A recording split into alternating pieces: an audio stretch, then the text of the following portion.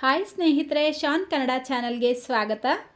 ಇವತ್ತು ಚಿಕಡಿಕಾಯಿನ ಉಪಯೋಗಿಸ್ಕೊಂಡು ಒಂದು ಮಸಾಲೆ ಸಾರು ಮಾಡೋದನ್ನು ತಿಳಿಸ್ಕೊಡ್ತಾ ಇದ್ದೀನಿ. ಇದನ್ನು ನೀವು ಅನ್ನ, ಮುದ್ದೆ, ಚಪಾತಿ ಜೊತೆಗೆಲ್ಲ ತಿನ್ಬೋದು. ಬಹಳ ರುಚಿಯಾಗಿರುತ್ತೆ. ತುಂಬ ಸಿಂಪಲ್ ಮಾಡೋದು. ಸೊ ಬನ್ನಿ ಮಾಡೋದು ಯಾವ ರೀತಿ ಅಂತ ನೋಡೋಣ. ಮೊದಲು ನಾನಿಲ್ಲಿ 1 ಕಪ್ ಚಿಕಡಿಕಾಯಿನ ಈ ರೀತಿ ಮುರಿದಿಟ್ಕೊಂಡಿದ್ದೀನಿ. ಅಂದರೆ 1/4 kg ಚಿಕಡಿಕಾಯಿ ತೊಗೊಂಡಿರೋದು.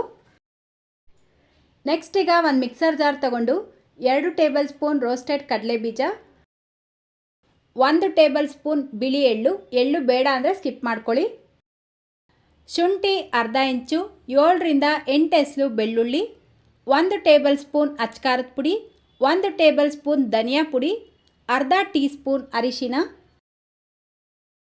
ಹುಣಸೆ ಹಣ್ಣು ಸ್ವಲ್ಪ ಅಂದರೆ ಒಂದು ಚಿಕ್ಕ ಬೆಟ್ಟದ ನೆಲ್ಲಿಕಾಯಿ ಸೈಜಷ್ಟು, ತೆಂಗಿನಕಾಯಿ ಸ್ವಲ್ಪ, ಒಣ ಕೊಬ್ಬರಿ ಬೇಕಿದ್ರೂ ಉಪಯೋಗಿಸ್ಬೋದು. ಆದರೆ ತೆಂಗಿನಕಾಯಿ ಸ್ವಲ್ಪ ಮಾತ್ರ ಸೇರಿಸ್ಕೊಂಡು ಬೇಕಾದಷ್ಟು ನೀರು ಸೇರಿಸಿ ನುಣ್ಣಗೆ ರುಬ್ಕೊಳ್ಳಿ. ನೋಡಿ, ಈ ರೀತಿ ಪೇಸ್ಟ್ ಮಾಡಿಬಿಟ್ಟು ಇದನ್ನು ಸೈಡಿಗೆ ತೆಗೆದಿಟ್ಕೊಳ್ಳಿ. ಈಗ ಗ್ಯಾಸ್ ಮೇಲೆ ಒಂದು ಕುಕ್ಕರ್ ಇಟ್ಕೊಂಡು 3 ಟೇಬಲ್ ಸ್ಪೂನ್ ಎಣ್ಣೆ ಸೇರಿಸ್ಕೊಳ್ಳಿ. ಎಣ್ಣೆ ಬಿಸಿಯಾಗಿದ್ದ ತಕ್ಷಣ 1/4 ಟೀ ಸ್ಪೂನ್ ಸಾಸಿವೆ, 1/4 ಟೀ ಸ್ಪೂನ್ ಜೀರಿಗೆ ಹಾಕ್ಕೊಳ್ಳಿ. ಜೀರಿಗೆ ಸಾಸಿವೆ ಸಿಡಿಯೋಕ್ಕೆ ಶುರುವಾಗಿದ್ದ ತಕ್ಷಣ ಸಣ್ಣದಾಗಿ ಕಟ್ ಮಾಡ್ಕೊಂಡಿರುವಂಥ ಮೀಡಿಯಮ್ ಸೈಜ್ದು 2 ಈರುಳ್ಳಿ, 2 ಗ್ರೀನ್ ಚಿಲ್ಲಿ ಹಾಕ್ಬಿಟ್ಟು ಫ್ರೈ ಮಾಡ್ಕೊಳ್ಬೇಕು. ಸ್ನೇಹಿತರೆ, ಈ ವಿಡಿಯೋ ಇಷ್ಟ ಆದರೆ ಪ್ಲೀಸ್ ಒಂದು ಲೈಕ್ ಮಾಡಿ. ನೋಡಿ, ಈರುಳ್ಳಿ ಈ ರೀತಿ ಟ್ರಾನ್ಸ್ಪರೆಂಟ್ ಆಗಿದ್ದ ತಕ್ಷಣ ಇದಕ್ಕೆ ಮೀಡಿಯಮ್ ಸೈಜ್ದು 2 ಟೊಮೆಟೊನ ಸೇರಿಸ್ಬಿಟ್ಟು ಫ್ರೈ ಮಾಡ್ಕೊಳ್ಳಿ. ನಾವು ಸೇರಿಸಿರುವಂಥ ಟೊಮೆಟೊ ಏನಿದೆ ಇದು ಸಾಫ್ಟ್ ಆಗಬೇಕು. ಅಲ್ಲಿವರೆಗೂ ಇದನ್ನು ಚೆನ್ನಾಗಿ ಫ್ರೈ ಮಾಡ್ಕೊಳ್ಳಿ.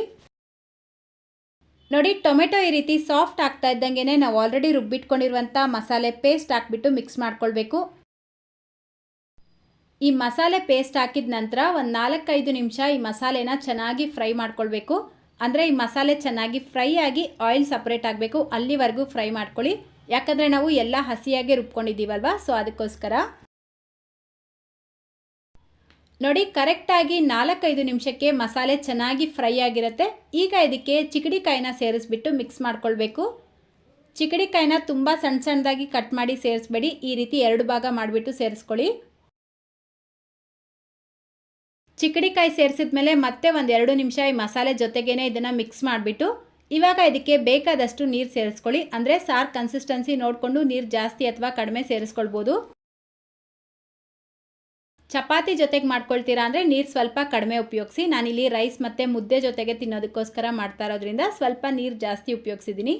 ಈ ಕನ್ಸಿಸ್ಟೆನ್ಸಿ ಇರಬೇಕು, ತೀರಾ ತೆಳುವಾಗೂ ಮಾಡ್ಕೊಳ್ಬಾರ್ದು. ನೋಡಿ, ನೀರು ಹಾಕಿದ ತಕ್ಷಣ ಲಿಡ್ ಕ್ಲೋಸ್ ಮಾಡಬಾರ್ದು. ಈ ರೀತಿ ಕುದಿಯೋಕ್ಕೆ ಸ್ಟಾರ್ಟ್ ಆಗಿದ ನಂತರ ಒಂದು ಸಲ ಮಿಕ್ಸ್ ಮಾಡಿಬಿಟ್ಟು ಅರ್ಧ ಟೀ ಸ್ಪೂನ್ ಗರಂ ಮಸಾಲ, ರುಚಿಗೆ ತಕ್ಕಷ್ಟು ಉಪ್ಪು, ಕಸೂರಿ ಮೇಥಿ ಅರ್ಧ ಟೀ ಸ್ಪೂನ್. ಕಸೂರಿ ಮೇಥಿ ಹಾಕಿದ್ರೆ ಫ್ಲೇವರ್ ಚೆನ್ನಾಗಿರುತ್ತೆ. ಇದ್ದರೆ ಹಾಕ್ಕೊಳ್ಳಿ, ಇಲ್ಲಾಂದರೆ ಸ್ಕಿಪ್ ಮಾಡ್ಕೊಳ್ಬೋದು. ಸ್ವಲ್ಪ ಕೊತ್ತಂಬರಿ ಸೊಪ್ಪು ಹಾಕಿ ಒಂದು ಸಲ ಮಿಕ್ಸ್ ಮಾಡಿ ಟೇಸ್ಟ್ ಚೆಕ್ ಮಾಡ್ಕೊಳ್ಳಿ. ಉಪ್ಪು ಅಥವಾ ಖಾರ ಕಡಿಮೆ ಇದ್ದರೆ ಇವಾಗ ನೀವು ಹಾಕ್ಬೋದು. ಈಗ ಲಿಡ್ನ ಕ್ಲೋಸ್ ಮಾಡಿ ಮೀಡಿಯಮ್ ಫ್ಲೇಮಲ್ಲೇ 3 ವಿಷಲ್ ಕೂಗಿಸ್ಕೊಳ್ಬೇಕು.